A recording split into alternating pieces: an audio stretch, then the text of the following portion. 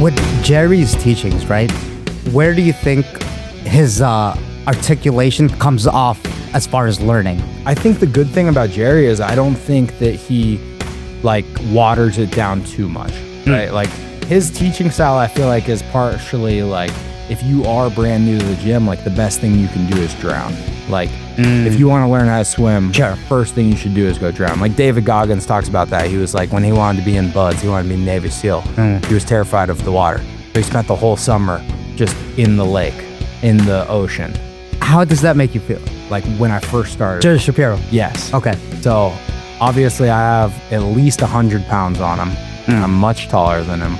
And he just attacked my body the whole time. Kevin Durant said that actually. Really? All people. Yeah, he was on a podcast and he was like, that girlfriend of yours, she's never really yours. I started to understand women a little bit more as I got, early on I understood that like, she's not mine. Even if she may be my girlfriend, she might be influenced by other people. No. I know that he's living in the world of like, worse than the fucking club industry. Like he's living in that deep like state. Like for guys like him, I can only imagine like to sift through just the thousands of girls to be like, oh wait, this girl actually like likes me and like wants to like do things with her life.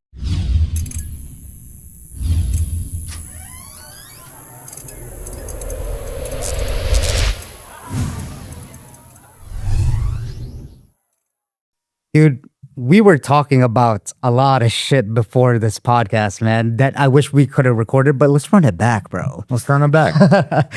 So one thing I wanted to know, man, and we'll start where we left off, is that, so I knew you going to Syndicate as like the jiu-jitsu guy, right? You were doing jiu-jitsu with your fiance, Emily, and then all of a sudden you transitioned into MMA.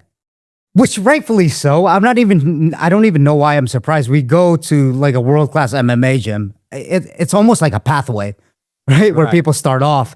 But that always intrigues me when people get into that. What made you get into that, man?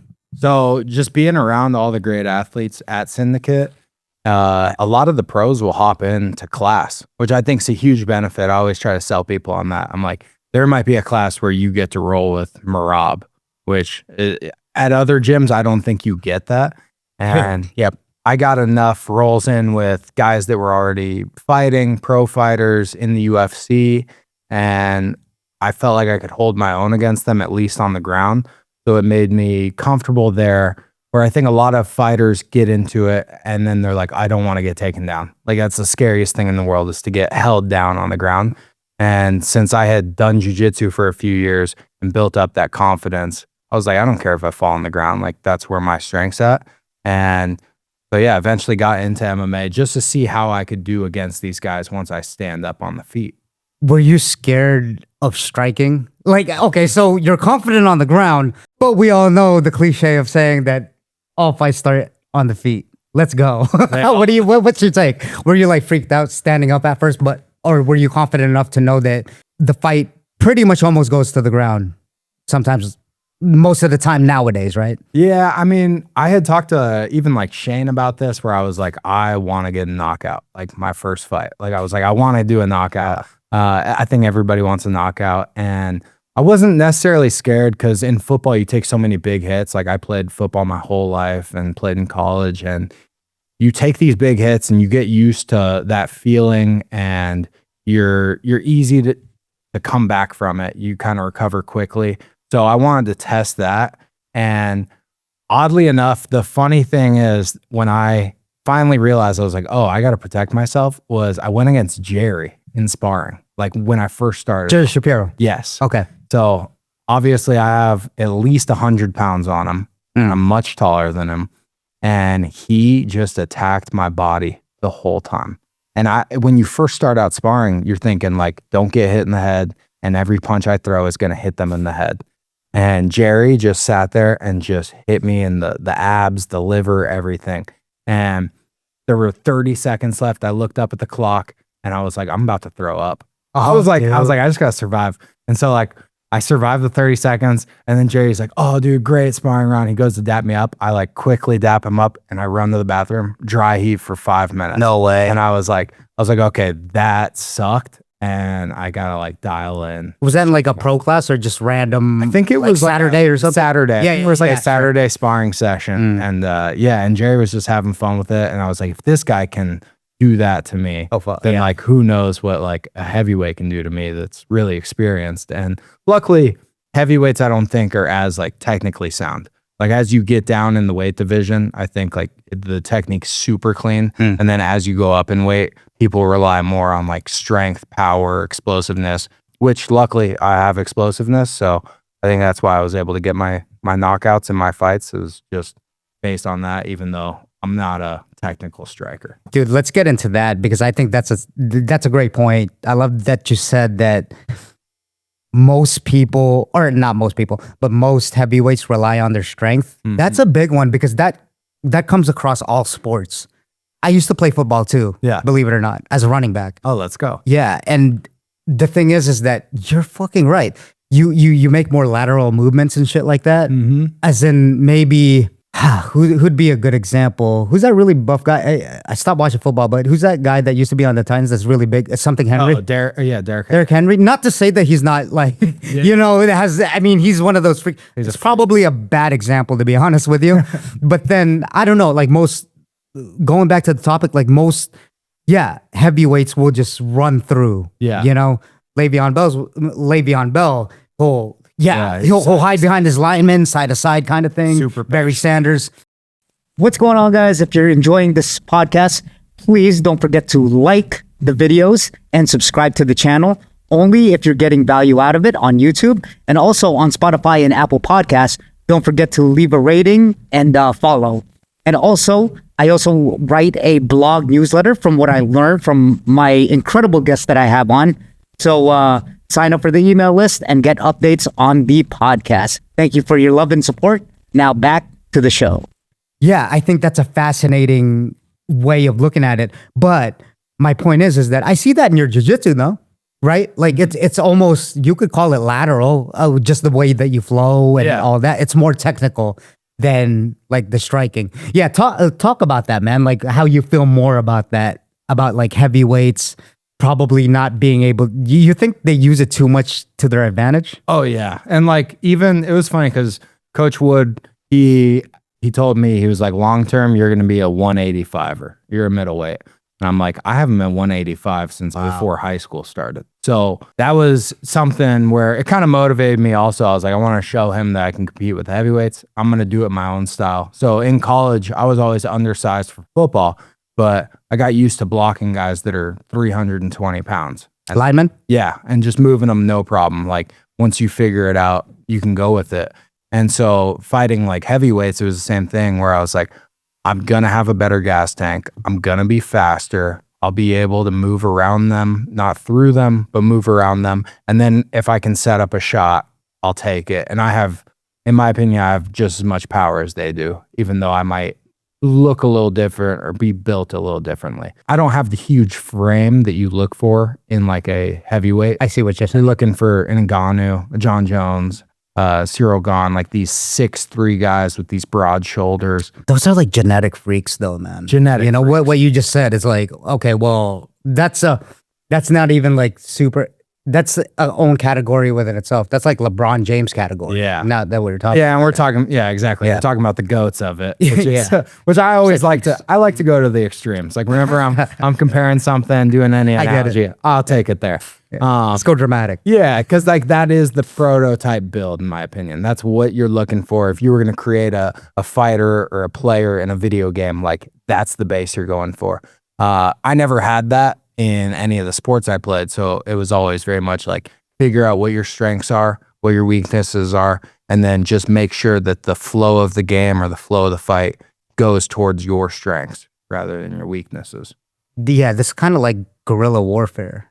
Yeah. Like, Hardcore. yeah, it's funny. Yeah, exactly. It's funny that you say that because learning that, I think that's something you learn through playing sports in high school. Because I was talking to your fiance about it, Emily, and a lot of people have shitty coordination. They just do. They do. It's like, and you can tell by their footwork, hand-eye coordination, right? Yeah. When I've mentioned this before, but then when people catch a football, you'll see them like, Yeah. Like do this it's like, oh, you haven't played before. Yeah. And being an athlete, if I could even call myself that, you tend to realize, you pick up on that.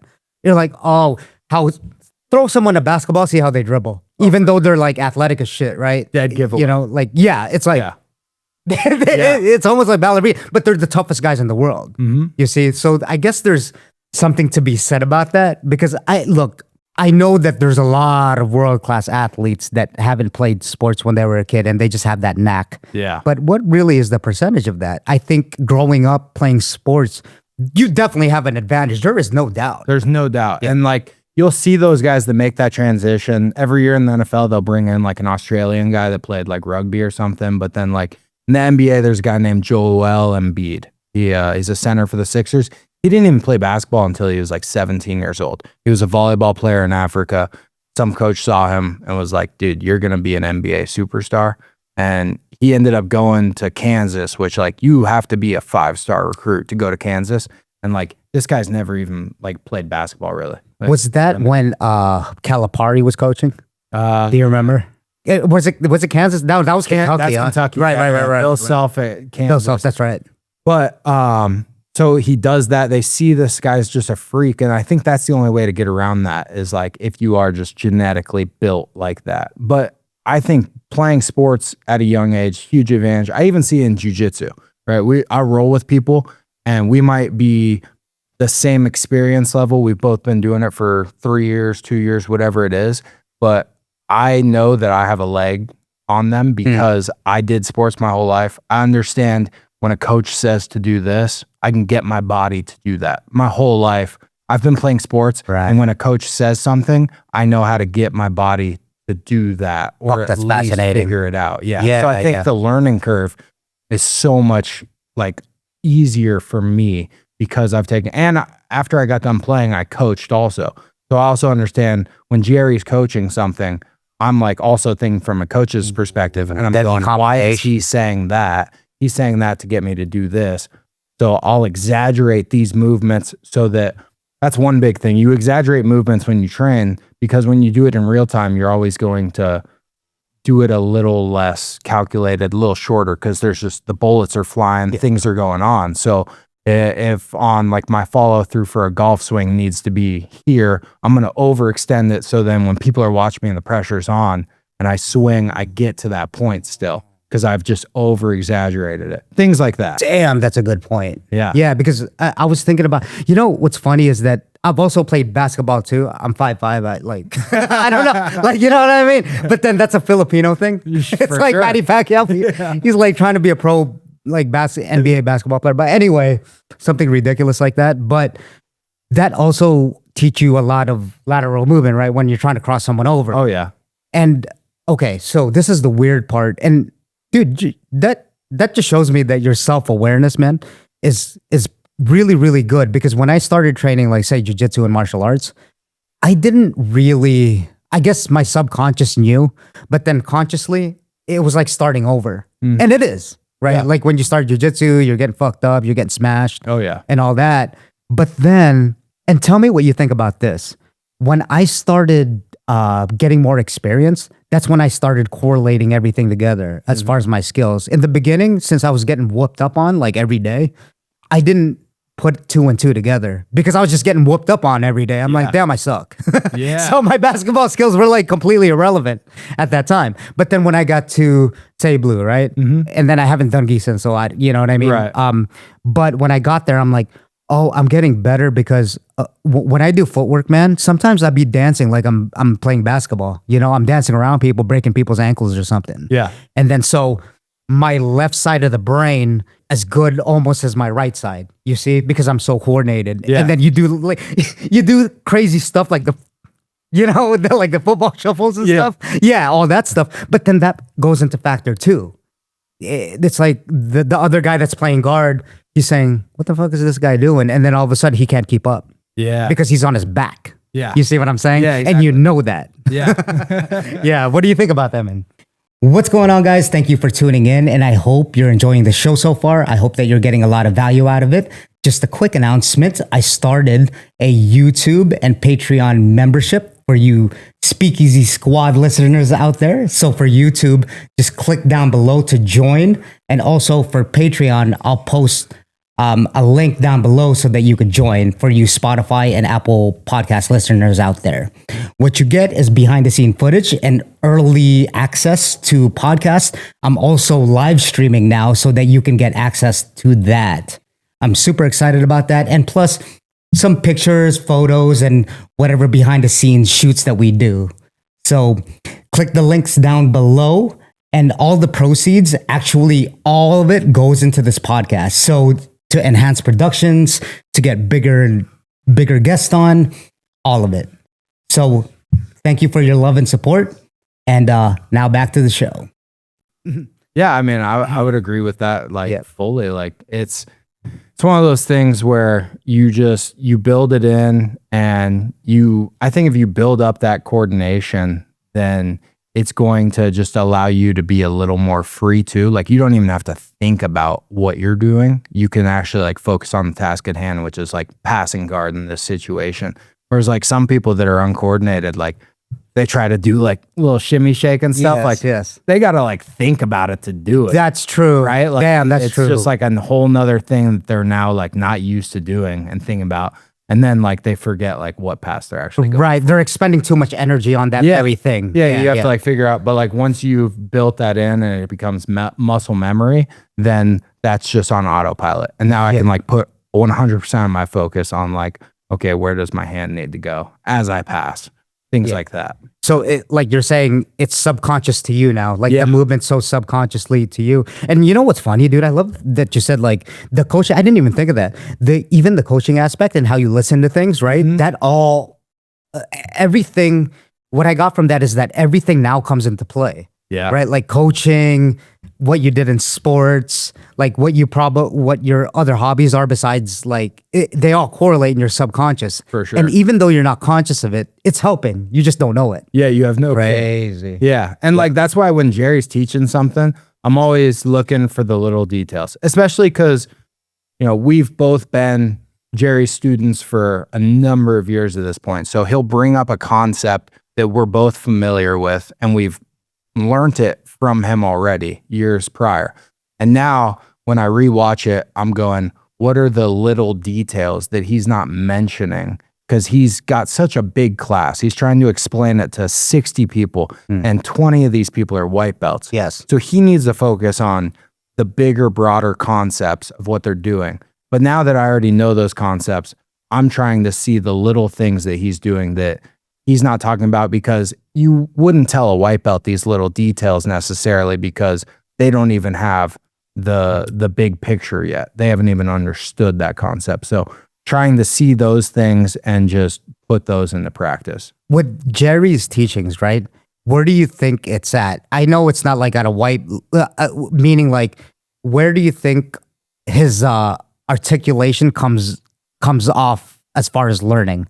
So meaning, is it catered to white belts? Is it catered to blue? You know what I mean? Yeah. Because he has to dumb it down. Like That's you a said. good question. Yeah. Yeah, I think the good thing about Jerry is I don't think that he like waters it down too much, right? Like even people that are higher belts, they will get things from his teachings and they'll find new things that they were missing when they were trying to do the move. It might be easier for them to do, right? Like the higher belts. Yeah. They're kind of like, I get it. Yeah. You know what I mean? Like not clicks. to be like, oh, whatever.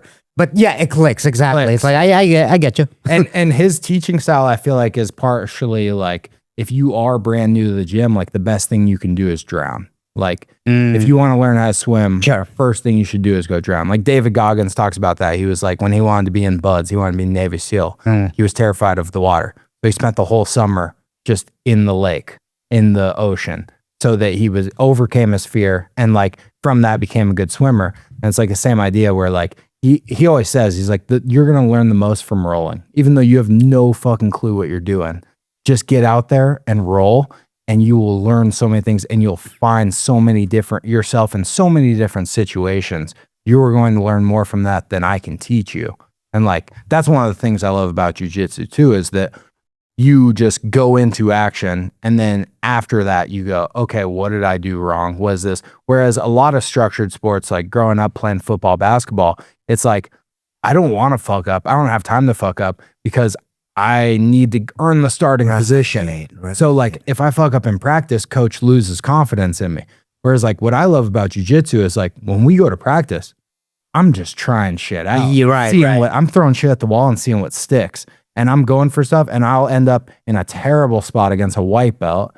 And this kid's got me in a deep choke. And I'm like, how did I get here? Oh yeah, because I was going for stuff. And like none of this matters. And I don't care because it's not going on a record or anything. But like I'm learning about myself, learning about my game. I'm getting better. Whereas like in football, I was very much like, I got to do it exactly how coach said. And I only have so many chances. Fuck, that's a great point. That makes me think of like, you got thrown into football, right? Mm-hmm. And then all of a sudden, you already got systemized to what someone else's system was. Yeah. Whereas jiu-jitsu, you're figuring out your own system. You see what I'm saying? Oh, yeah. But then sometimes like, okay, you do, like the coaches, really good ones too, they pave the way for you, but some don't. You know what I mean? Like, let's face it. I know we get a lot of like, oh yeah, you know, hands down to my coach and all that stuff. Yeah. I mean, for some reason, growing up as like, you know, I guess an athlete, I don't know if that's completely true. You know, because what we just said, there might be something off in their structure that's not for everyone. Not that they're not a good coach. It's just kind of like, well, maybe they're not self-aware that kid right there, since it works for. And I get it, this is a good statistic, and it's probably a hard way for them to kind of deal with shit. But then if it's working for 80% of the people, then why not stick with it and have to cater to the other 20? It's like an 80-20 rule the other way. You know what I mean? So it's a weird thing, dude. That's such weird. a great thought. It's a good point, though, that you bring up, because it's like that's why they're doing it in the first place, because it works for the 80%. Doesn't mean it's going to work for everybody. Then they're going all the way with it. If it ain't broke, don't fix it. And that's what they're basing the 80% on. Yeah. It ain't broke. It's just these kids suck. The other 20% suck. Yeah, and like that's not the case though, but like all the college coaches. And so even when I would get a new coach comes in and he has a whole new philosophy and everything that the old coach thought was wrong. So now you have to rewire everything. And the times when I was at my best, I was at a point where I had already gotten like my coach's confidence and he trusted me. And then I was using all these things that past coaches had also taught me. Like I was bringing those into play. Once I had gained his trust and he was like, I don't have to worry about him. Then I started using a ton of different things that I had learned along the like road. And that made me just so much better, just bringing it all together and being like, this works for me, this doesn't. But so many kids don't get that opportunity, like, cause you're just fighting for a position on a team. Where jiu-jitsu, Jerry is very good about that. Like there's things, I mean, I'm built much different than Jerry, right? Like I'm 260 pounds. Jerry's 110, right? Sorry, Jerry. But 90. yeah, exactly. we were giving you a lot of you know what I mean? Like give you more credit. But Jerry will show a move and then I might have a little bit of trouble here or there. And he'll be like, oh, like this is a way that I've seen some bigger people, you know, pull off the same move. And maybe it's in a different fashion. Yeah. And he encourages that. Whereas in different sports I've seen, it's very much, it's my way or the highway. Like I want it done this way. Otherwise you're not playing. Oh, yeah. And a part of that, fuck, man. The thing is that how can you blame them? Mm-hmm. So when I bring up Calipari, right? Maybe it comes off like this. Not like I played for him, but it's almost like a dictatorial kind of style. Yeah. Right? It's a dictatorship almost. It's like, yeah, my way or the highway. Right. And then if those 20 person don't come to my... He's gained enough of a credibility and authority to be able to do that. Bill Self, you know, the greats, you know, Lon Kruger, every one of those coaches that are in that spot. And even, you know, the lower tier ones that's making a name for themselves, they have that kind of authority. Yeah. But that's not really a discredit. I mean, I don't know if that's just innate in human beings. I think there's something to be said about fitting into their mold as well, where they go, that might work somewhere else, but like with our system, this is how you have to do it to be successful. And then like adapt. that's what I'm looking for. And like I think that can even work in the jiu-jitsu where you go, hey, maybe this gym isn't the best fit for me. Like maybe I'm more of a pressure passer and I'm at 10th planet and these guys are just pulling guard and rolling on their back and like doing, you know, crazy like spins. And you're just like, yeah, that's not really for me. So I think there's something to be said about both coach and player or, you know, practitioner, whatever you want to call yourself, but being able to find that perfect relationship between the two of you to where you can both grow and learn. That's right. And it's also gym culture, right? Let's not forget about that. It's also the environment and your teammates around you. That's a big part. It's kind of like even just having a friend there or someone that you have gained their trust and built that relationship, just a peer, makes all the difference in the world, right? It's like because naturally you're in healthy competition with each other, and then you're saying, if he could do it, I could do it, right? You know what I mean? It's kind of like, okay, cool, you know? So it's supernatural. I got a question for you. What made you stick at Syndicate? Like, what was it about the gym that you were like, yeah, this is for me? Fuck, that's a great question. Gav, you should be doing this podcast. The thing is that, okay, dude, I'm going to make a long story short, but I'll make it concise. So recently I've been reading this book by Tim Grover, right? And he was Michael Jordan and Kobe Bryant, Dwayne Wade's coach, okay? And he's one of those old school hard knocks, like, you want to win? Get fucking shit done. Okay.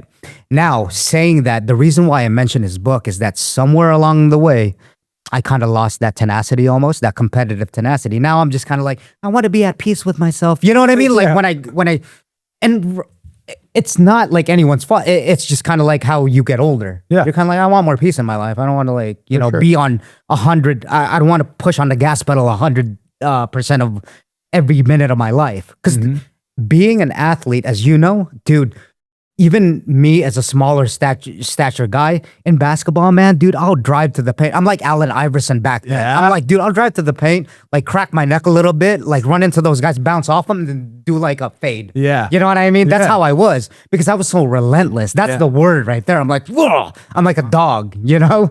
And yeah, and that's, dude, when I read that book, I was like, dude, I need to have more tenacity, no questions asked. Because I know we're harsh critics of ourselves. And that's an example of it. So when I read this book, David Goggins, like you mentioned, isn't for me. And I'm sure he has great stories. Yeah. He's a great storyteller of what happened to him, like his mom and dad and what happened. I read a little bit of that. But yeah, that book just clicked for me. Anyway, relating to that, subconsciously, the reason why I stayed, and everything's in hindsight 2020, the reason why I stayed is because I needed more grit. And I think that's what Jerry provided. Yeah. Yes. That's awesome. That's like bottom line, because it was, I even told him this on the podcast. I told him that I was like, why is this guy like yapping at us and yelling at us and shit? You know what I mean? Like it almost was offensive. Yeah. And I was like, but then in my head, I knew I wasn't like a little bitch. It was almost like I was getting tested. I was like, if he says to do it, I'm gonna fucking do it, man. If I quit now, I'm a little bitch. Yeah. You know what I mean? So I've always had it in me. Yeah. It's almost just like it's hibernating. You need to poke the bear. That's really. And you think that came with age? You think that was the biggest? You think it came with age? Like that was the biggest factor? Was you had gotten older and lost tenacity? That's another question. I think that's one factor. Okay. Yeah, I think that's one factor. And then the other one was maybe the cultures that I was in. And that's a great point because when I was going to. Again, I told the story to Jerry. I was going to this gym at San Diego, and dude, it was a great culture, but it was a family culture, right? They catered to families, and who knows? It might be for monetary reasons. It might be for just because, I don't know, they like to cater to families. Old school legend was actually Brazilian Jiu-Jitsu guy. Shout out to Paulo Fernando too, right? He's like one of those Gracie lineage guys. Okay. There's like 8-stripe white belt, red coral belt, judo. Like, you know what I mean? Something crazy. Something crazy. It's like, what? There's a mixture of gray, red belts? Yeah. Like that point. I'm like, all right. I'll never see it in my life. Coral? Yeah. Okay, yeah. It's like a snake. Okay, anyway. And then that culture, fuck, man. It just, I think that's what it was like. Oh, let's just roll and flow and stuff like that. It's different now. Don't get me wrong. Yeah. And shout out SDB, San Diego Brazilian Jiu-Jitsu, because someone took over it. And then there was these politics that got into it, like every other gym, right? There's gossip talk and stuff like that. You hear a lot of things. And then people got into it with the old owner. Long story short, they were like, I don't think you're in love with jiu-jitsu anymore, man. Because you're just walking around and, you know what I mean? Just like a little piece of teaser. Check them a little Check bit. them a little. Yeah. But you kind of have to, because the guys that are serious about the jiu-jitsu, and there are guys there that are, you know, they're like, what are we doing? Right. Like, yeah, you could leave gyms, but you're already instilled in that ecosystem. Yeah. So and you've made friends, right? It's hard to leave. So that's when Wes, shout out Wes, he took over the gym, and then he just changed the culture, right? It was like, okay, like we got to get back to like the nitty gritty things. Yeah. So yeah, that's pretty much, I think, where a lot of it from. It's like, oh, jiu-jitsu is like peaceful. The subtle art of, what was it? Like the art of like softness. I don't know. It's like a gentle art or something. There you go. Gentle? Yeah, the gentle art. Yeah. Yeah. It's like, no, it's not. You come into Jerry's program, that's not it at all. No. That's not it at all. I mean, he just gave a speech yesterday, and it was basically like, if you go balls to the wall and then you get swept and you end up in like someone's mounted you and you just immediately tap, like he was like, I give full permission to basically that's right. just like stay there and actually get a submission. Yes. Because people will just do that. They'll freak out and then, oh, now you're on top and I'm on bottom. I'm just going to tap. And it's like, I'm not even going for an arm or a leg or anything. Like, I haven't even gotten going yet. You're just sad that you're on bottom now. That's and like, true. You got to deal with reality. Like, and I love that Jerry does that, where he's very much like, hey, let's pay the price for these things. And you'll get better in the long run. It's super uncomfortable though.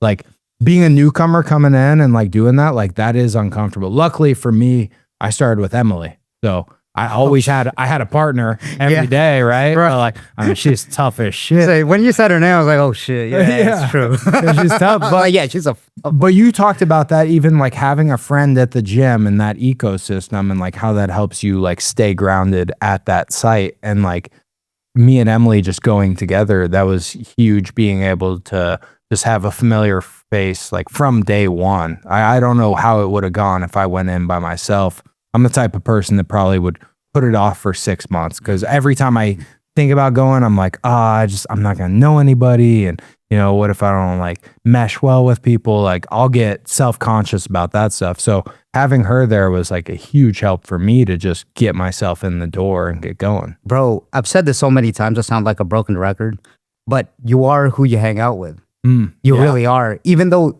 dude, if you even try to fight it, it's slowly going to seep into you. But that goes the other way. It goes if that you're hanging around with a miserable person, but you're a really happy person. Yeah, the other guy's going to win. Yeah. You know what I mean? It's going to get you down over time. Yeah, over time. Yeah. So I immediately identify that, and I'm like, oh man. So relating to that, that's why what you were saying. That's why it's so important to like kind of have. You know, we're okay. So we're all friends at Syndicate, right? Yeah. And that's a great segue to kind of get into.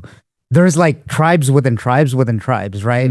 Everyone's cool. I say what's up to everyone, but then you kind of like have your people. Yeah, you got cliques. You got cliques. Yeah. You got tribe within it's a like tribe. High school, yeah. Yeah, I mean, and rightfully so, because you connect with other people better. That's just how humans work.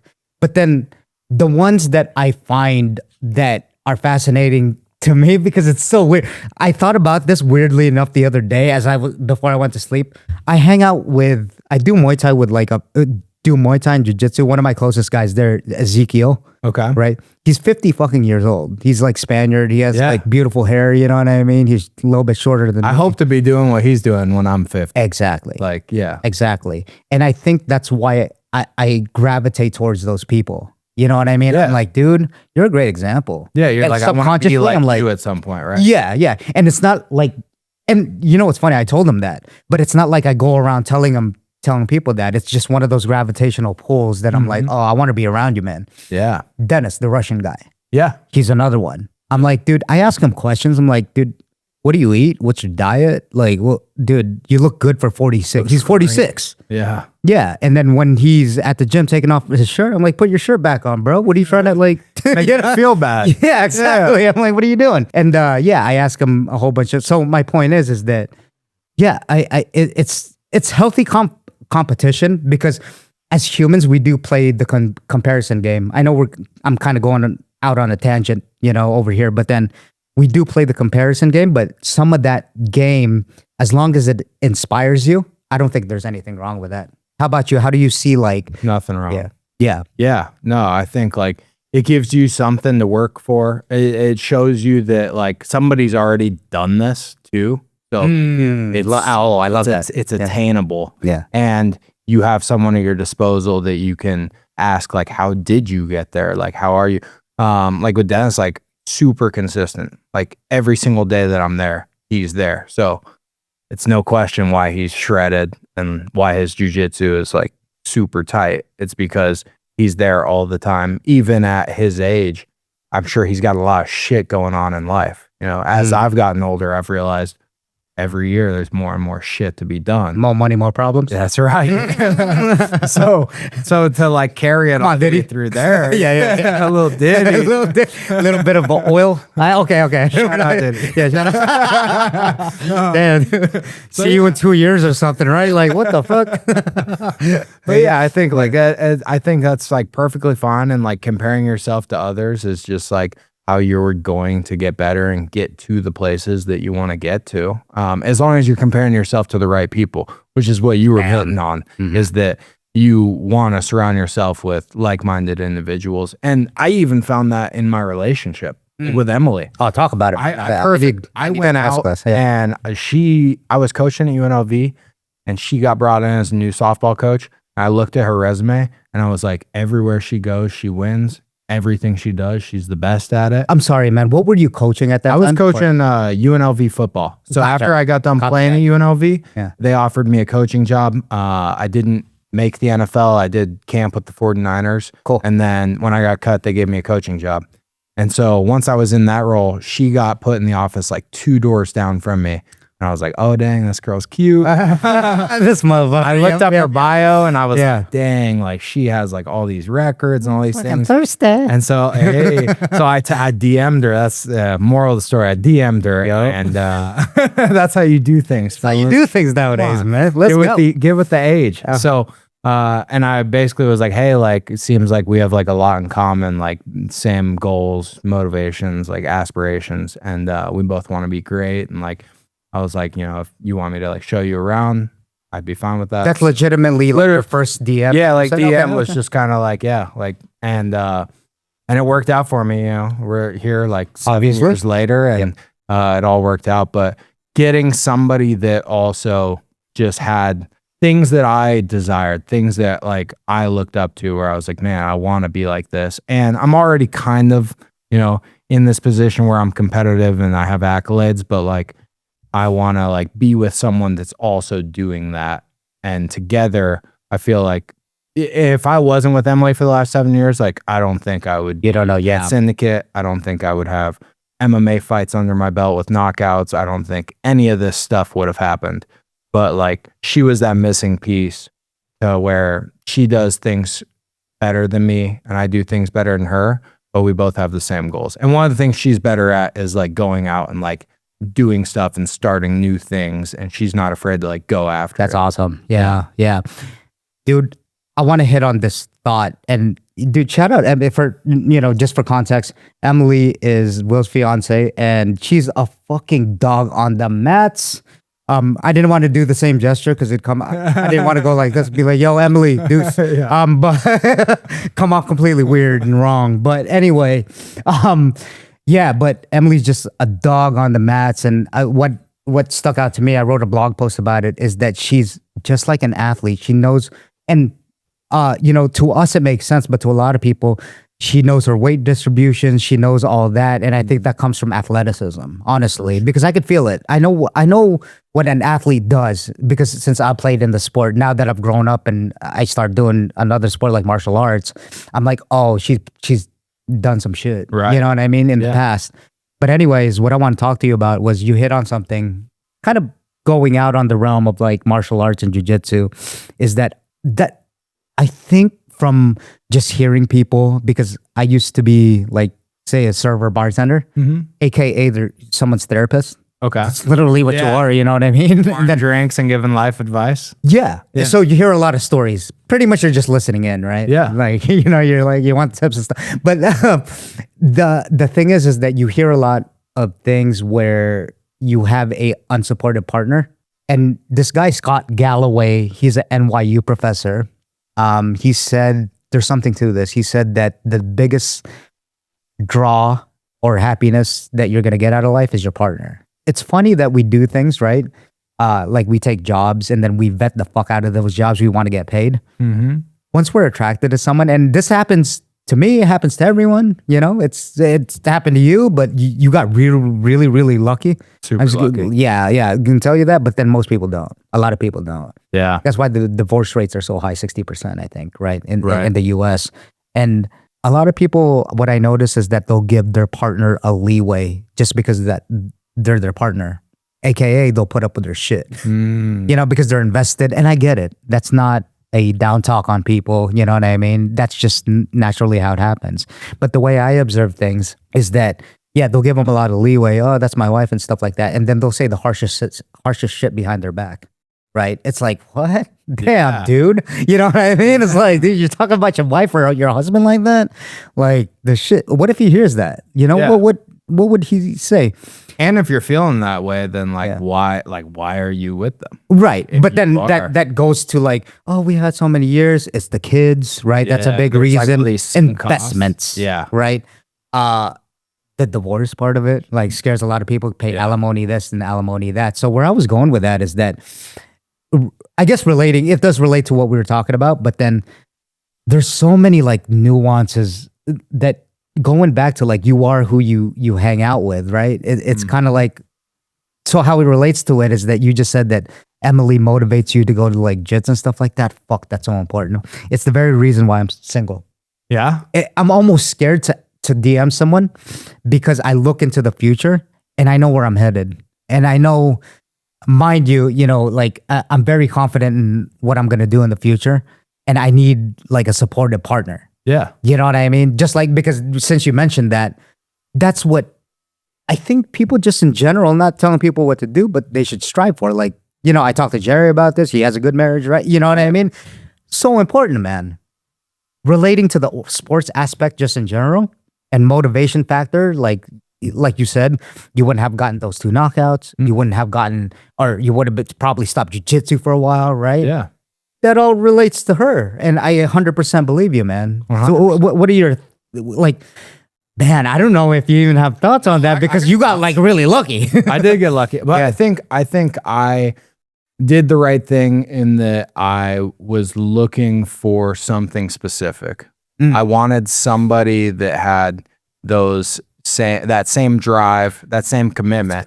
And I think a lot of people look for the wrong things. They're like, oh, dang, like, this girl's just an absolute smoke show. And it's like, yeah, like you talk to so many of those girls and I'm sure, I mean, you've worked in like the bartending industry and all that. And you see so many of these girls that are just like, yeah, they're models. And then you talk to them and it's like talking to a wall and they're super needy and all these things. And you're just like, yeah, okay, sick. Like you have this like trophy essentially, but like there's nothing coming back on that end that's helping you get to where you want to get to in life.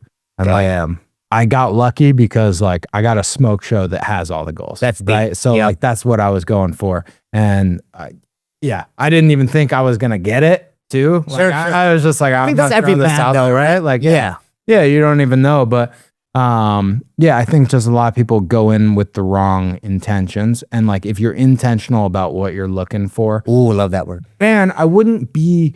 There's also the other side of this like sword where you're getting too intentional and then you're just like, nobody fits this dream box. Like I have a friend who is like, yo, I've put so many, you have to check all these boxes. And then I just like look at it and I'm like, that person doesn't exist. Yeah. Like, so I think like being realistic and like being like, okay, like not all these boxes are mandatory to check. There are mandatory ones as far as like on the inside and like what your drive motivation is. But then like you also are just gonna have to like compromise on some things. Yeah, of and course. give that up, but understand what's at the forefront, what the importance is, and like think long term, which you said you're doing already. Is like you're always like, if you were gonna talk to a girl, like you think 10 years in advance, and then like that kind of screws things up for you sometimes, right? Like you're like, oh, it's not gonna work out. But I think if you find like those foundational things, that's what's gonna carry over long term. True that. I 100% agree, man. Are you Dr. Phil or something? Like, Come what's on. going on over here? Fucking, like, dude. I do not. Fucking master class or something. I do not have it figured out. No, I know. I like marriages and relationships take work. That I do know. Yeah. You know, it's active. It's not just like, all right, got the girl, sit on my couch. You know what I mean? That's like, and part of that's evolutionary because we got them secured. Right. It's true. Yeah. It's like there's no more risk involved. You automatically assume that she's yours, but no one's ever yours. Kevin Durant said that actually. Out of all people. Yeah, he was on a podcast and he was like, that girlfriend of yours, she's never really yours, bro. Damn. And I know that he's living in the world of like worse than the fucking club industry.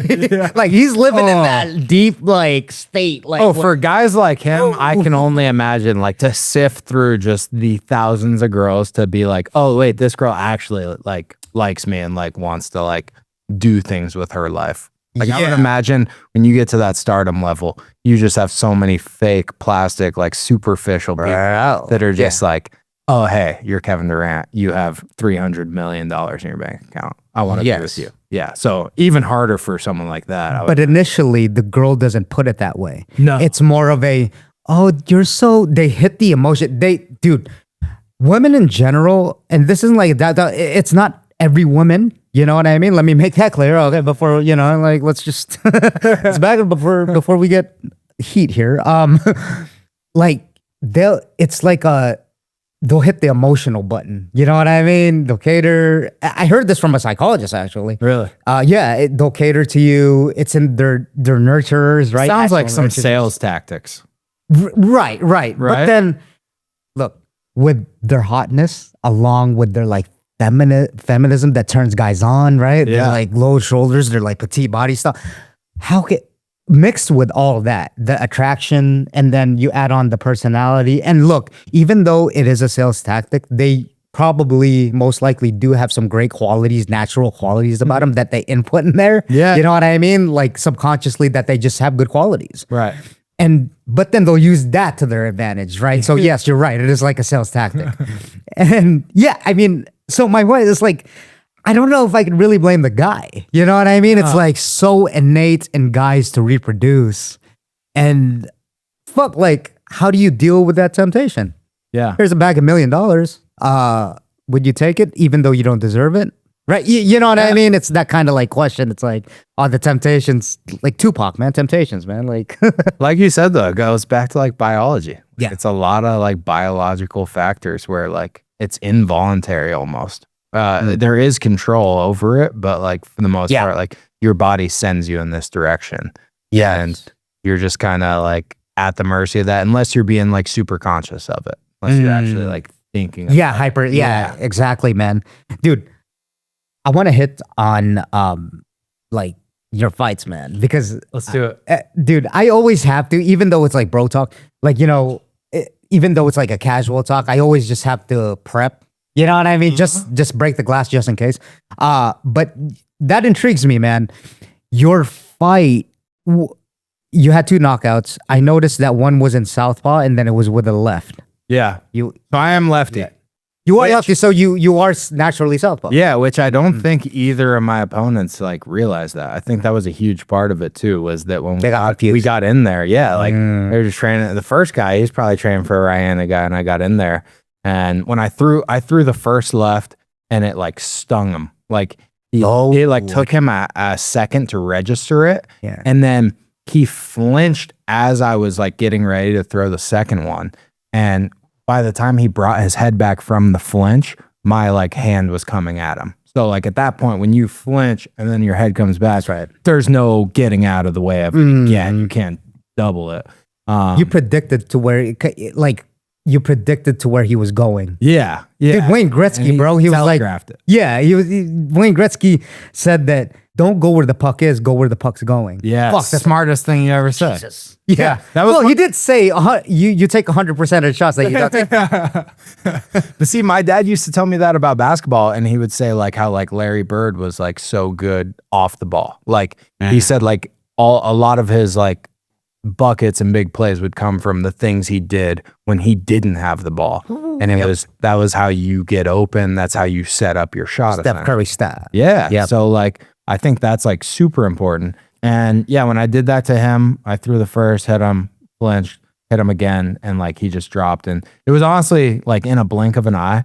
I will say the coolest thing, it's probably the coolest thing I've ever done in my life, was right before the fight. You basically, similar to baseball, you have somebody batting, then you have somebody on deck, and then you have someone in the hole. Mm-hmm. So for the fight, there was a fight going on in the cage. At this point, I was on deck, and I'm outside of the locker room. I'm like out there warming up. Like, Talk about it. Let's go. In front of the crowd, essentially. Like I'm right where the entrance is. And then there's someone right behind me, and he's also just shadow boxing. And he like dapped me up, and he was like, yo, like good luck on your fight. And I was like, hey, just stay ready. I'm gonna make sure this one's quick. Like I was like, just be ready to go. And he was like, oh, he starts laughing. He's like, oh, all right, man. And then I got out there. I got a 10-second knockout. Was it like a joking around? Like, it was like, yeah. it's just okay. I thought you were like looking at him straight in the face, like just be ready. like a psycho. No, I mean, you could ask like even like Coach Danny, like he was in the locker room, and I like about like 5 minutes before we went out, I was just like, yo, I'm knocking this guy out first round. Like I could just feel it, and I was like, this is happening. Love it. And so yeah, when I told that guy, there was definitely some seriousness in it, but like I said it in a joking manner. But as soon as I hit the knockout and I'm like celebrating, I look back, he's just all the way at the tunnel, and he's losing his fucking No He's way. like, no way this guy just did that. Like he like predicted. Fuck. So yeah, that one was crazy. And then I took another one the very next month. And then that one was basically the same thing. I had watched tape on this kid, and like he led off like his most recent fight. He had led off with which by the way, he was doing street beefs. So I was just watching street beefs on YouTube, and he led off with a teep kick in the fight before. And so as soon as our fight started, I waited to see if he threw the teep. He threw the teep, and I got right out of the way of it, and then like moved right back into range. And he kind of like switched his feet up, wasn't sure what he was gonna do. I just threw the left, and like it's a crazy feeling because you're not throwing as hard as you can. You're like really, you had Vince Morales on, but like when Vince talks to me, he's very much just like, hey, like act like your hands are just like stones, and you're just kind of like throwing them out there. You're not like over committing to things. You're just kind of like, I'm gonna whack you with this. And It's like pull it right back. Yeah. Sting, yeah. And both of my punches that like landed knockouts, it was very much just like I just threw it out there and tried to like touch them with it. Ooh. And like it's a weird feeling because you just feel like their body, like as you're touching them with your fist, they just kind of like melt. They kind of like drop to the floor. Did you feel something? Okay, so I kind of get what you're saying, right? Yeah, Obviously I was in the fight, but then was it almost like not an effortless fight, but an effortless kind of like throw? Right. Then did you even feel it in your knuckle? Like, was it even that effortless? You know what I mean? Yeah, it was just. Yeah, I literally just like threw it like I'm hitting a pad, and like I think if you just put it on the right spot, and the gloves are so small, both of them just fell immediately and felt like I didn't put much in it. And funny enough, the second one happened, and like when he falls in the video, he kind of like looks like left and right, like what happened? Like some people took it as why did they stop the fight? And then like some people took it as like what happened? And but he was on the floor. Yeah, he's on the floor, but he's like looking around like he looks active. And there were people commenting that were just like, oh, terrible stoppage, like early stoppage, all this. And then like after the fight, he literally, before we got my hand raised, he was like, hey, what happened? Oh shit. And I was like, oh, I just threw it overhand left. And so then you talked to him after the and then interesting. he had to do the medical checkup, and then he was like, hey, can you teach me like how you did that? Whoa. What you hit me with? Yeah. And I was like, and then I get on my phone after the fight, and I see like comments in the comment section of like people being like, yo, he was now early stoppage. And I'm like, you don't even know. Mm. You don't even know. And that I feel that way a lot with like sports and like people that speculate things. And I'm like, the only people that truly know are the people that are in on it. Yes, armchair quarterbacks. Yeah. Yeah, Right. Exactly. right. Yeah, Perfect example. yeah, dude. That's so interesting because I can connect that to like what I do now, right? Mm-hmm. So, okay, actually, before I ask this question, tell me, how does that make you feel personally? Does it hit like when The people knockout or what? No. When people say like, "Oh, he was out" and stuff like that, does it get to your kind of emotion? Like, I know it's not like, "Yeah, fuck you, Will. You're not a real fighter." Like, those trolls. Yeah. like, they'll comment it, but then what they say is that you could get 1,000 good comments. One comment only will care. fuck you up because that's how we were wired. Negativity. We see that and then we're like, "What the fuck?" Yeah. How do you feel about That's that? why they tell you don't read those. Yeah. Which But it's tough not to. Yeah, Yeah. You want to like get look. Part of it is that it's a little self-centered, but then that's what social media is. Right. Part of it is that you want to get feedback. You know what I mean? There's all these aspects, but you're right. You can't not look at it. So maybe like 2 fights deep, maybe you haven't had something cut that deep yet. No. But then Even those fired me up though. Like I was like, immediately after both of my fights, I was just like, yeah, I looked at it.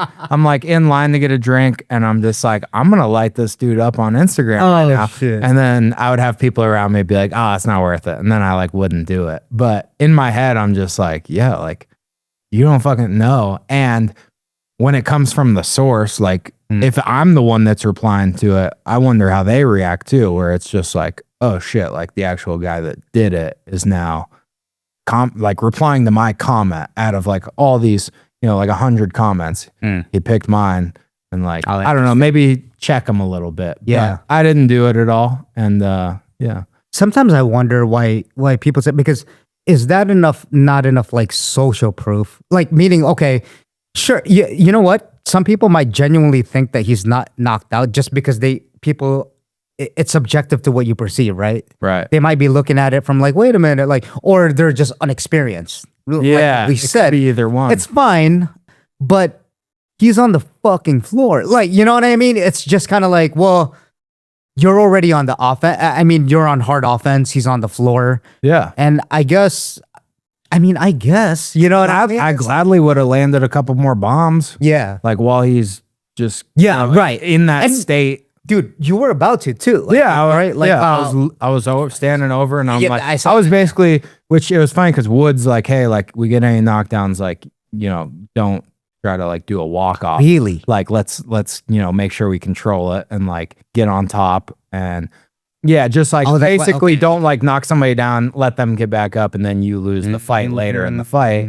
So it's like let's be smart about it. But as soon as I hit him, I was just kind of like, yo, this might be a walk-off, and I'll give the ref like a second or two, and then I'll just kind of feel the vibe from like side-eyeing him, and like if he's not going to call it, then I'll drop some more. But ultimately, I felt like the standover move was the best way to be like, yeah, this is done, and like, you should call it. And yeah. And also, I will say about the knockout, like for anybody that's never knocked somebody out, like the preparation leading up to a fight, you're just a big ball of anxiety the whole time. And as it's getting closer to the fight, like anxiety will start to build up more and more. And both times I got my quick knockouts, it felt like just with that punch, it was just like all the anxiety just left the body, like in that punch. Like, which I would imagine it happens in all fights where like you throw your first punch or you get hit with the first punch and like you lose anxiety. Like at this point, you're so hyper focused on I'm locked in a cage with another human being. They're like, I don't have time to be nervous. Yep. But for me, since they both ended at that point, it was just like, it felt like it just left me. And it was the most satisfying feeling. Yeah, I'm sure, dude. Everything that I've been worrying about, you run 1,000 simulations every night laying in bed, like of how this fight could end. And you're just like, it's done. It's gone. Like, and it happened. Both of them happened quick. Yeah. First one was 10 seconds. Second one was 11 seconds. Yeah. That's so interesting, man. And the interesting thing that I took from that is that like, dude, I'm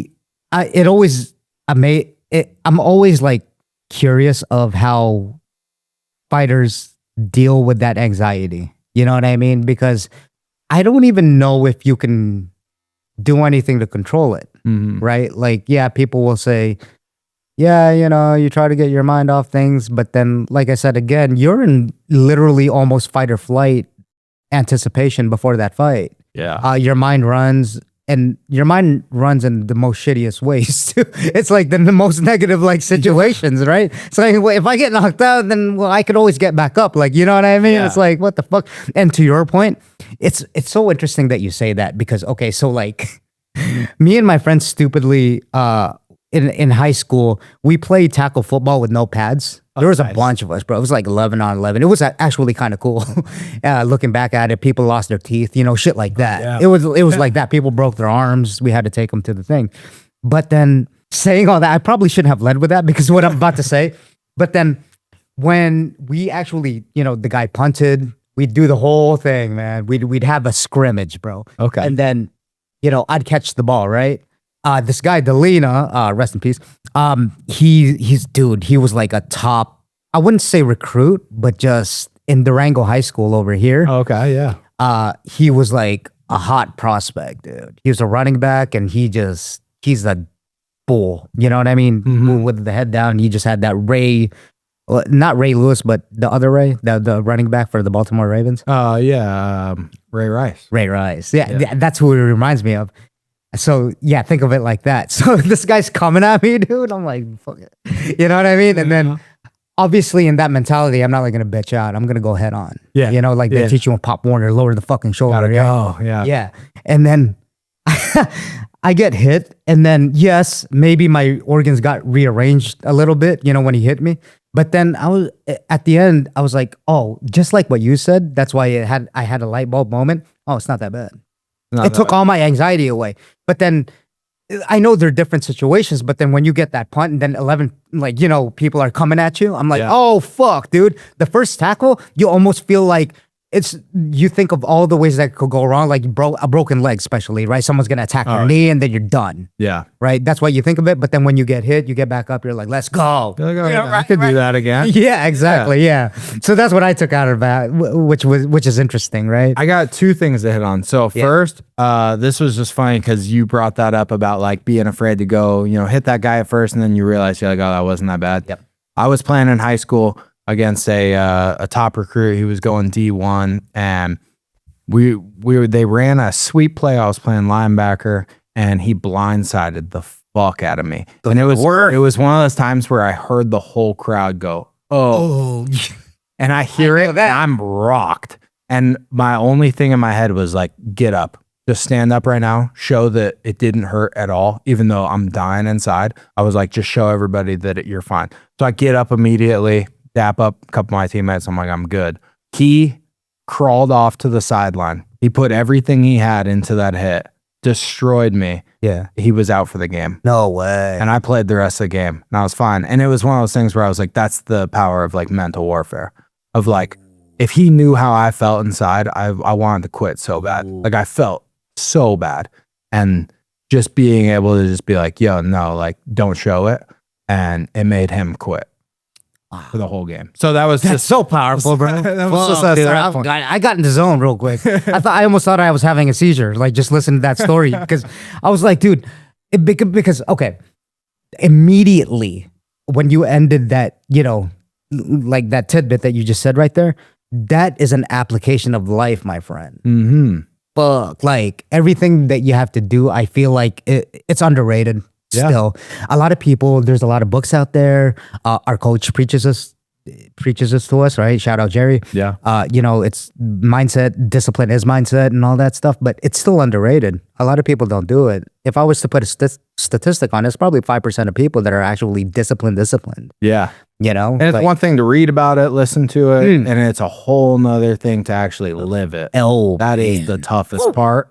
Yep. You got to really put it into action. You got to feel it for yourself, because you can read all the books you want, but at the end of the day, you got to be the one to go do it. They can show you. What's your methodology of doing that? Do you think it's the coaches that instilled it within you, or the people that you grew up with? How did you get that philosophy of being like, no, because a part of what you're saying is that, okay, yeah, it's the mindset, right? And then you got to get your body right and stuff like that upright. Man, I thought that was before when I first started martial arts, I thought that was hokey pokey. I thought it was woo woo stuff, and I was like, yeah. The coach would be like, "Put your hands up, bro! Like, what the fuck?" You know what I mean, and all that stuff.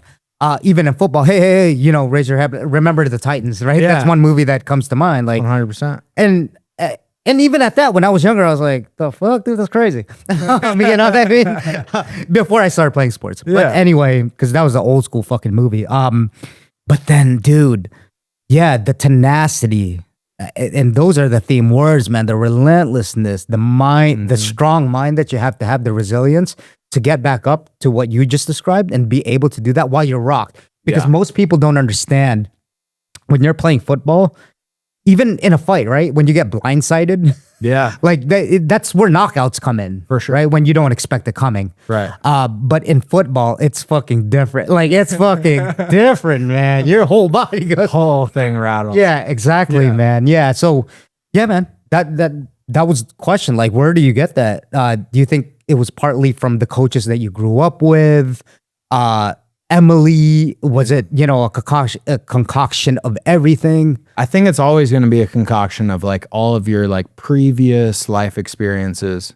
It's different for everybody where they pull that inspiration from, but I would love to hit on I do think coaching at a super young age is important. Like a lot of kids, you know, throw their kids into youth programs, football, basketball.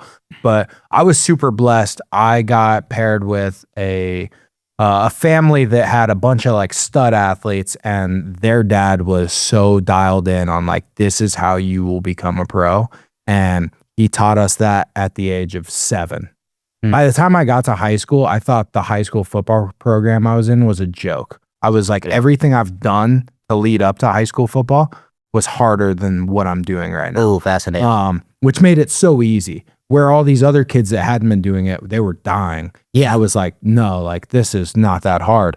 And we had gotten guys that had coached big time high school football in California that now their kids were coming up. They moved to Arizona where I'm from, and they became our coaches. So I got super blessed with coaching, and they definitely instilled that in us in a young age. And I think it makes it way easier rather than to build bad habits and then try to, you know, change those. Unlearn them. I was unmolded at that point. So I got molded by people that knew what they were doing and wanted me to be tough. So yeah, that's just all I knew.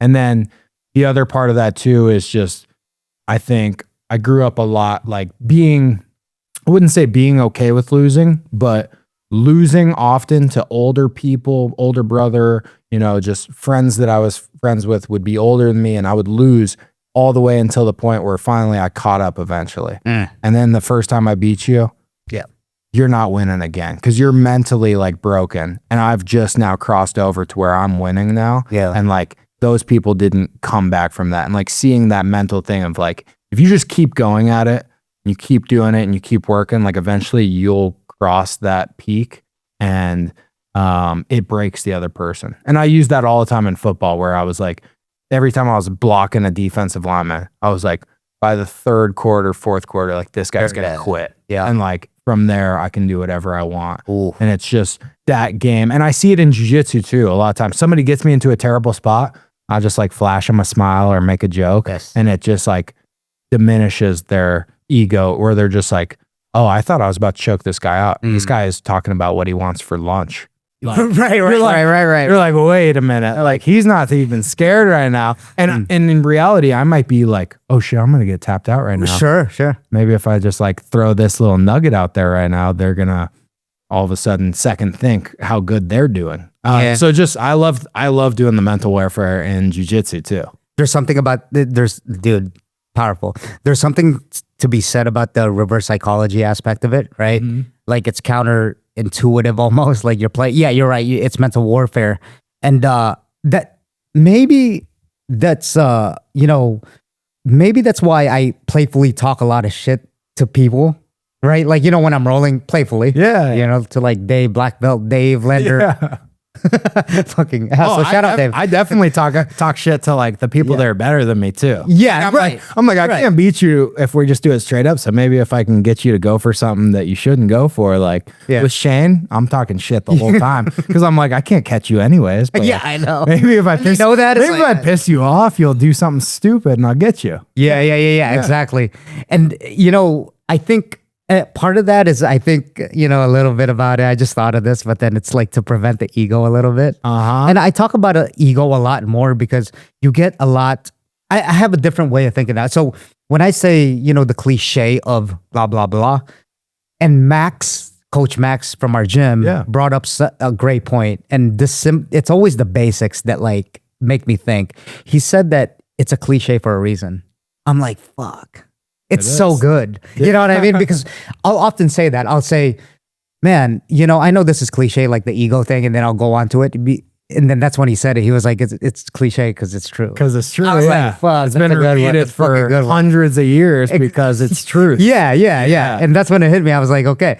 So I kind of stopped saying that a little bit. I was like, well, it's a kind of a true fact anyway. So anyway. It can be both, right? Yeah, right. It could be a cliche that's very true. Yeah. Exactly. Yeah.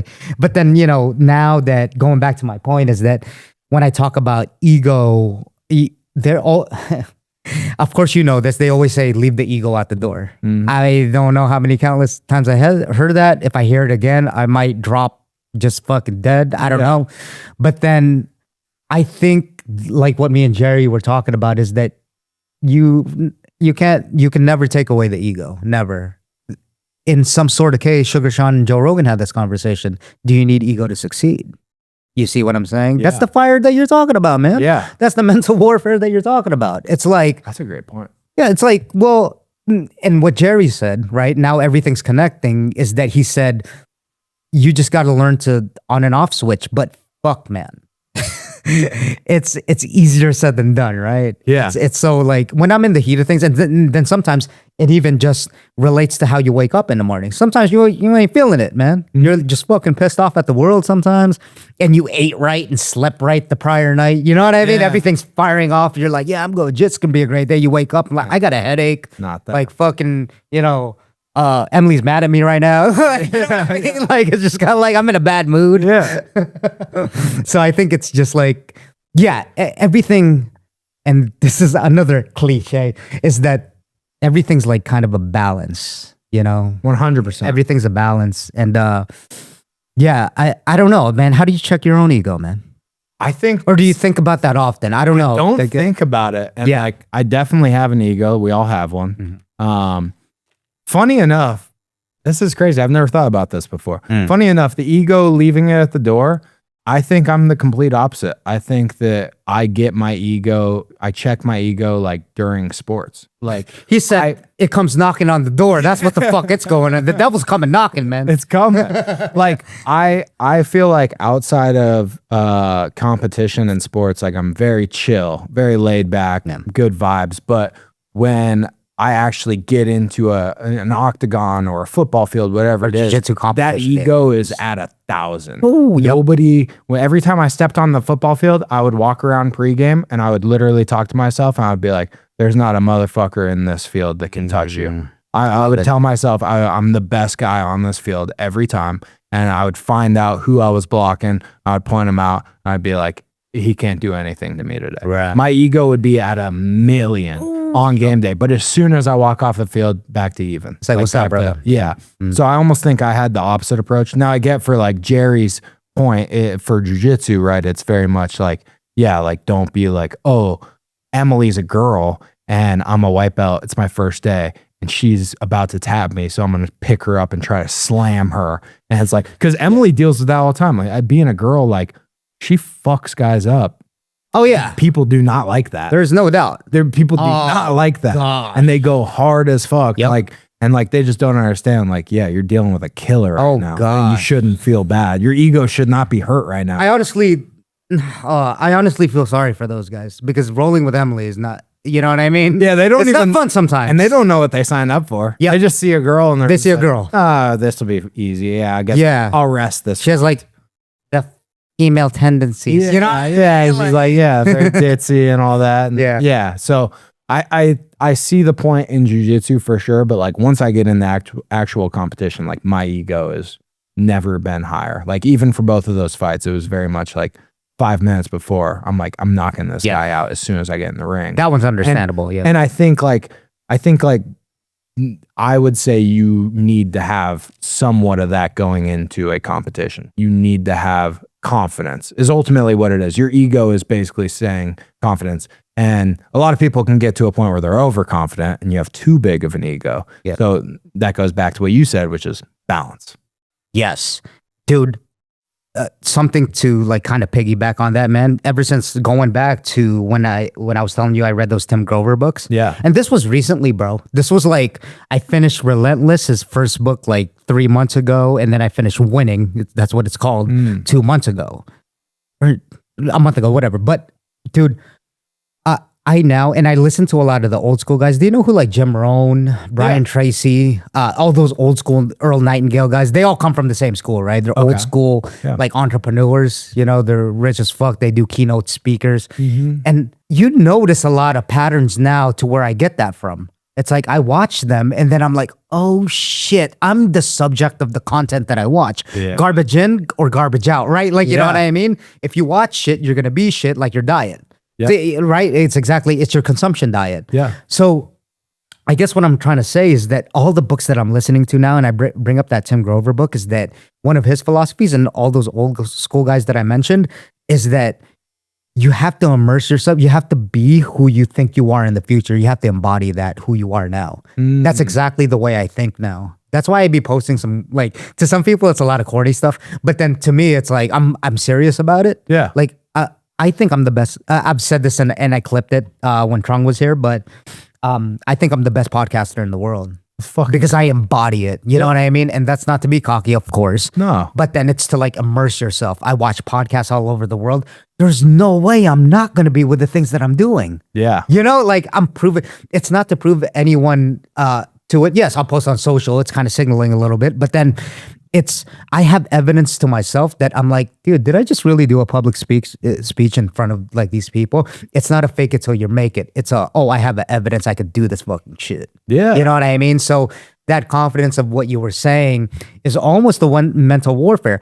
So when you embody your future, even your shoulders upright, you know what I mean? And it's not like, you can tell when someone's completely just fucking faking that funk, you know? Just kind of, you know, they have this fucking like fake ass walk, but So fake. for me, it's just kind of like chilled. Like I'll have my bow and I'll be like this, and then I'll be like, "What's up?" You know what I mean? Like kind of like that kind of thing. Yeah. But doing that, and you're gonna feel uncomfortable at first for those people that don't do it, but then, dude, you embody it, dude. It's real because I'm living it. They say like, fake it till you make it. Yeah.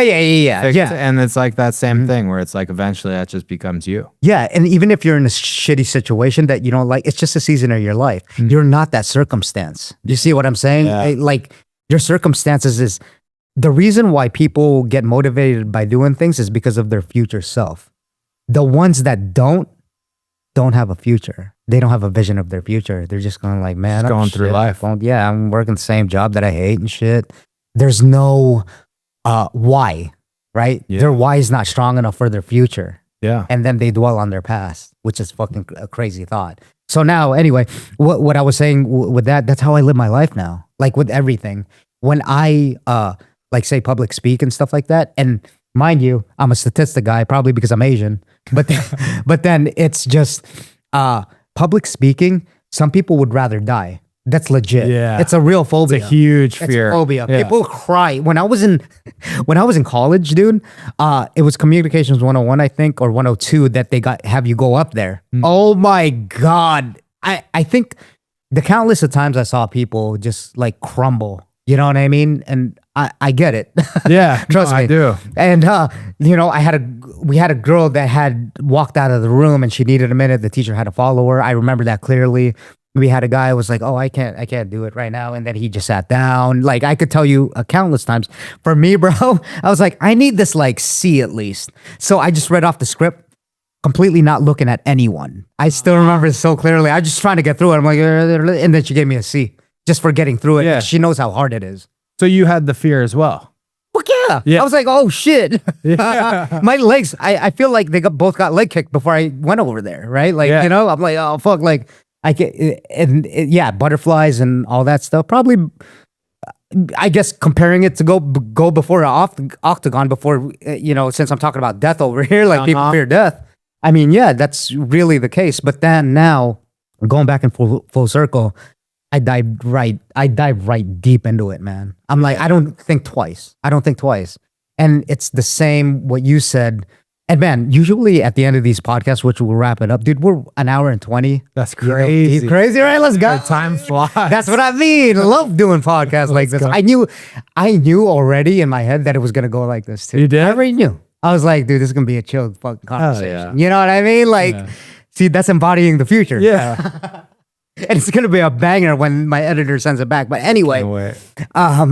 yeah. But that's the advice right there. It's almost like if you're scared of something, man. I think it was from Ryan Holiday that writes all those Stoic books, right? The obstacles, the way kind of thing. I'm gonna read that. I'm gonna make a note to read that, by the way. But then, dude, now I just go fucking head in. I'm like, oh, public speaking, let's go. And yes, your mind will go to those things. Let's go. Oh, there's this like really tough guy in jiu-jitsu. Let's go. I don't think. You know what I mean? Which is like counterintuitive. But I posted this on a story one time that most recently is that it's not the most smartest people that are successful because they over theorize. They don't do. It's all actually in layman's terms, guys. And I put myself in this category. I'm not the smartest guy in the world, but I just do. That's it. There's the formula. Yeah. Do it. What do you want to do? Start a business? Do it. How do you do that? Google. Google first. Take the first step. Dude, this is what I was talking about with Emily being like a great counterpart to me, is that I'm that overthinker. I'm the one like analyzing everything, and Emily's very much just go do it. Yeah. Like, you want to do this? Why aren't you doing it then? Yeah. And like her being able to like get me to go do stuff has helped me so much. And then on the opposite end, where I'm like, I'm counterbalancing her and I'm thinking about these situations, or I'm just like, hey, maybe like don't do that yet. Yeah. Because of this. And like just working together on that. Yeah. It's kind of like a yin and a yang. Yeah, it's a yin and a yang. But like at the end of the day, we both have the same goals, same aspirations. Yes, exactly, man. Yeah. Dude, I just said it, man. Fire conversation. Let's go. Fire. What's the last word, man? Anything you want to say about jits, relationships? What's your take on things? Like, what's the first thing that's going on in that head of yours right now, man? First thing is, I would just say, my biggest message would be to just work hard and stay consistent. Like, that's always going to take you as far as you can go. I was an underdog my whole life for every sport because I was just so small, and just stayed at it and, kept the main thing the main thing. I didn't worry about the outside shit. It was very much keep the main thing the main thing. And then, if you're a parent, I would say like really try to get your kids in sports at a young age. It'll pay off dividends later in life, even if they don't use sports. Just going into, now that I'm out of college football and I've been in the real world for a while, I've seen so many things that helped me get higher up in the company because of things that I learned through sports. So I think that's super important. And then as far as personally, I just started up Mojo Sports. We did it last year, me and my buddy Joe. We just give out some sports picks, and it's super lighthearted, not in-depth analysis, more for people that like comedy and sports. Like Nick says, it's a vibe, right? Yeah, it's just a vibe. It's a vibe. It's not over analyst. I think too much on like ESPN now. We're just diving into like so much analytics and shit. Yes. I think it's just gotten to the point where people don't even want to hear that. A little bit of fluff too, but yeah, it's for sure fluff. And so we just like to have a good time and just make fun of ourselves and make ourselves look like idiots. Where are we finding that? Instagram, TikTok, Mojo Entertainment. Mojo, is there like an underscore? Like, I don't, bad on me. I don't actually know the handle. Okay, I can pull it up. Mojo Sports, but I got it's you, spelled. description on, check the descriptions below. It will be on there. Okay. And the name would be Mo, M-O, and it would be Joe as in the name. Okay. Joe. Joe. Okay. Don't worry, I'll find it, and then it'll actually be on the screen at the end of the shout out. Yeah, they'll give a mic to anybody these days, Dude, yeah, Amazon, dude, it's like $5, literally. Like, you know what I mean? They know it's hot. It's a hot commodity to start a podcast. But again, guys, 99% of the people don't make it past 20 episodes.